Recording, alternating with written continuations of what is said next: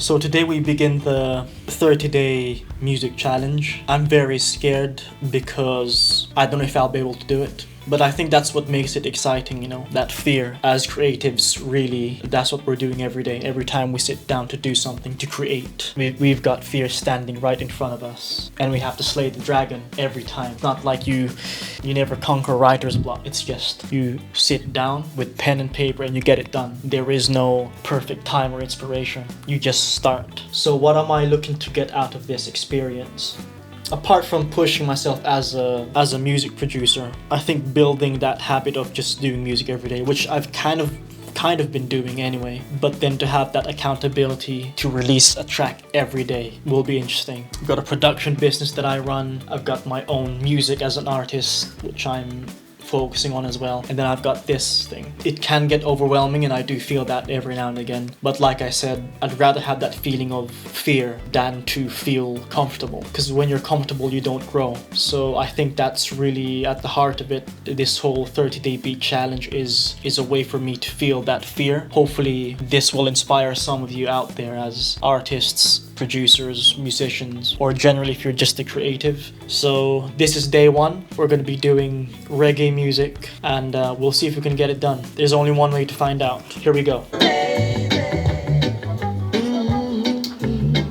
Alright, ladies and gents. Today we'll be starting the 30-day beat challenge. Day one will be reggae music. This will be an interesting challenge for me as a producer, but as well as a creative. Some of the genres that I'm going to do I've never produced, like today's genre, reggae. Obviously something I listen to. Not a lot, mind you. I do know elements that go into it. Let me invite you in. Let's do this together. Let's go. Alright, right now we're gonna try and figure out some chords. I definitely have the rhythm in mind already.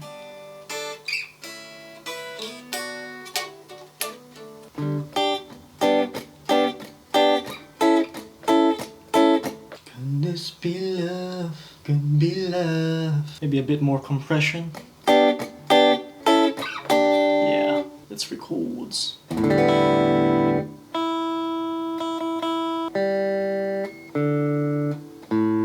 Alright, let's do this. So.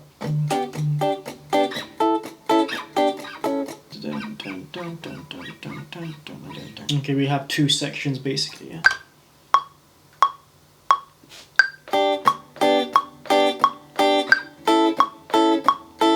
I mean, it's not super out of time, but I think we can do better. We can probably do a lot better than that, to be honest.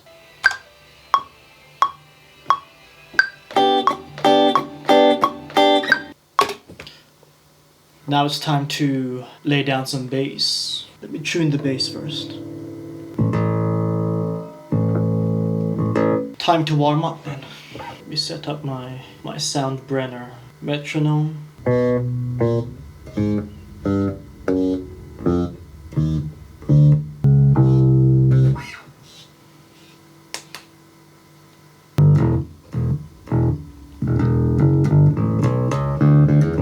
Okay, let's try and get a good bass tone. Let's record.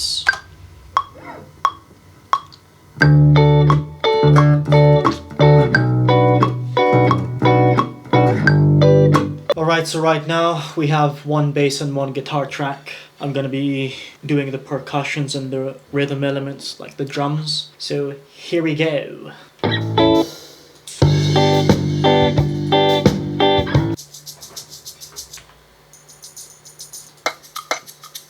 You can have that in the chorus.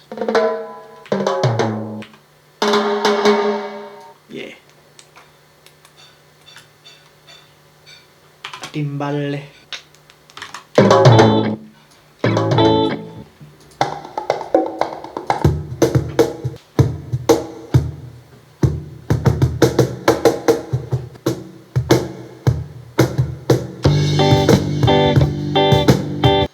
Quantize. Peace and love.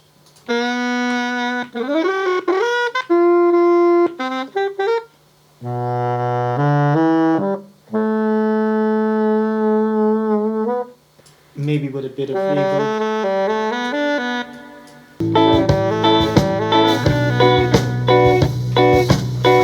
we're pretty close to finishing this reggae instrumental. I'm gonna add a second layer of guitar, which is gonna support the main rhythm that's happening, so we're gonna keep it simple. Here we go.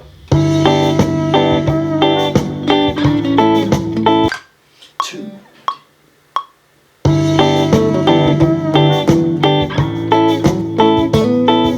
Of course it wasn't on record.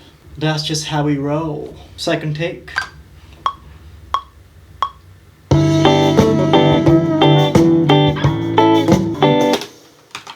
Okay, ladies and gents, I've finished the reggae instrumental. Let's have a look what's going on. So I'm gonna play an intro and a verse so you can get an idea of how it sounds.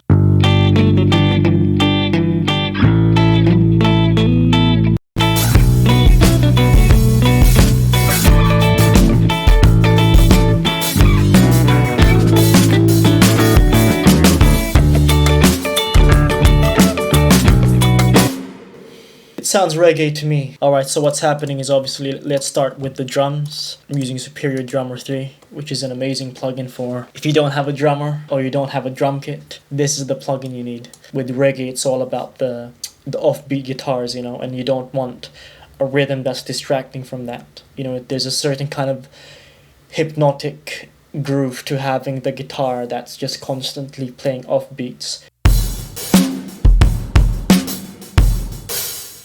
The kick is a bit loud. We're not trying to make the best reggae instrumental. That's not part of the challenge. The challenge is to create something remotely close to the genre. Remember, I've never produced a reggae track before, so this was a cajon. Just a simple rhythm as well, just to support and give the track some percussive elements.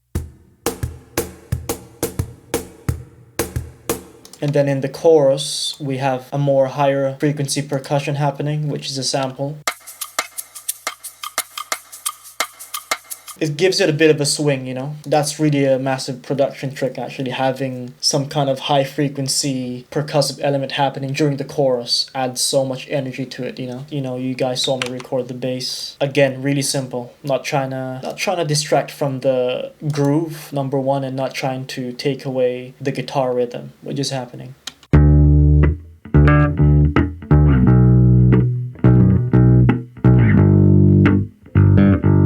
A bit out of time, but it adds humanity to the track, which is good. So this saxophone, clearly I didn't play, because I don't play the saxophone.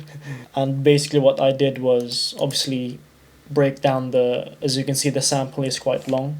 Basically took out the parts I wanted, sliced them up, pitched them to the track, pitched them to the correct key, which is D major. They're just playing on the first beat of every bar.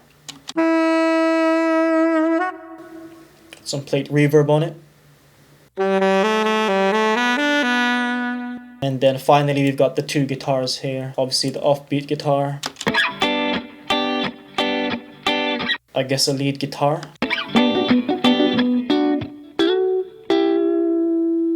Together they sound like this. That's it, ladies and gents. I'm gonna play you one chorus and then I'm ready for day 2. Peace and love, always.